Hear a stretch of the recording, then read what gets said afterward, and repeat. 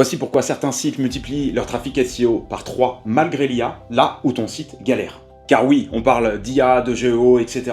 Mais au fond, il n'y a que toi qui pourra faire en sorte que ton site remonte dans les LLM demain. Bon, je te donne la réponse tout de suite, mais avant, abonne-toi, je te donne l'information marketing et SEO tous les jours. Et maintenant, tu as ma formation gratuite, rédigée pour le web et générer des leads en illimité, c'est gratuit et ça va t'aider à performer sur Internet. Bon, la réponse va te décevoir, c'est sûr, mais les fondamentaux n'ont jamais été aussi importants qu'aujourd'hui. Tu le sais, en SEO, il y a 3 piliers qui résistent depuis toujours à toutes les évolutions du web et aujourd'hui à l'IA, au LLM, etc.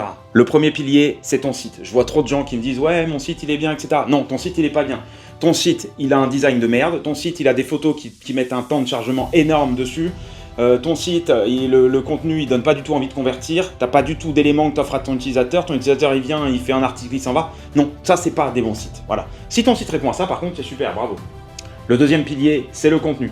Le pilier le plus important, parce que c'est ça qui va faire que ton utilisateur a une réponse à sa question, une réponse à son intention de recherche, à sa requête. Si ton site donne l'information que l'utilisateur est venu chercher, ou alors répond à son besoin parce qu'il est venu acheter un produit, ou alors il vient chercher un service, c'est parfait.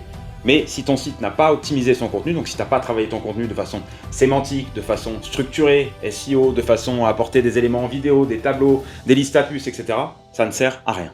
Le troisième pilier, c'est l'autorité. C'est un pilier qui est hyper important. Aujourd'hui, on fera plus confiance à un site qui a de l'autorité, donc je te parle de Google et d'LLM, ils feront plus confiance à un site qui remonte dans les SERP et qui remonte parce qu'il a de l'autorité qu'à un site qui n'a aucune autorité. Alors oui, il existe des requêtes sur lesquelles on peut se positionner sans autorité, donc sans backlink, parce que c'est des requêtes qui sont très peu concurrentielles. Mais sur la plupart des requêtes aujourd'hui, alors sur les très concurrentielles parce qu'il y a beaucoup de demandes et il y a beaucoup de chiffres d'affaires à faire, eh ben, il faut de l'autorité. Et pour ça, il faut mettre en place une vraie stratégie netlinking. Donc même si on parle aujourd'hui d'IA, de GEO, etc., comme je te disais au début de la vidéo, les sites qui ressortiront demain sur l'IA et qui ressortent aujourd'hui même sur l'IA, donc dans les LLM et donc dans les réponses générées par Perplexity, par ChatGPT, Gemini, etc.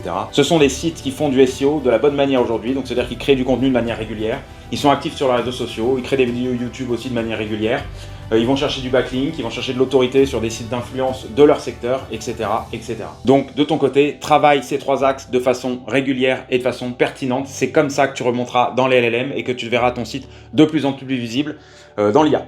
Et si tu ne sais pas par où commencer, je te rappelle que tu as ma formation gratuite rédigée pour le web et générer des leads en illimité. Elle est en description et ça va te rendre de plus en plus visible en appliquant les éléments que je te donne dedans.